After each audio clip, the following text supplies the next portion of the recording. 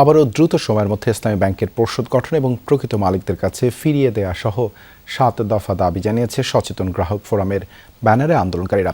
দাবি আদায়, বিক্ষোভ মিছিল এবং জাতীয় গ্রাহক সমাবেশের ঘোষণা দিয়েছে তারা।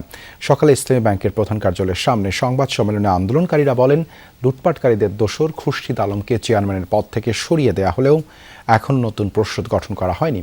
গ্রাহকদের আস্থা ফেরাতে দক্ষ মানুষের সমন্বয়ে দ্রুত পর্ষদ গঠন করতে হবে। একই সাথে পাচার করা অর্থ উদ্ধার এবং ব্যাংক লুটপাটকারীদের বিচারে বিশেষ ট্রাইব্যুনাল গঠন দাবি তাদের।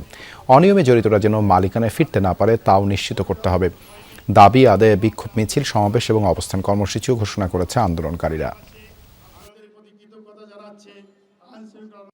সৎ, যোগ্য, অভিজ্ঞ এবং পেশাদার ব্যক্তিদের সমন্বয়ে ইসলামী ব্যাংকের একটি পূর্ণাঙ্গ স্বাধীন পরিচালনা পরিষদ গঠন করতে হবে। যদি আমাদের এই দাবি অবিলম্বে পূরণ করা না হয় তাহলে আমরা আগামী দিনে বৃহত্তর কর্মসূচি দেব।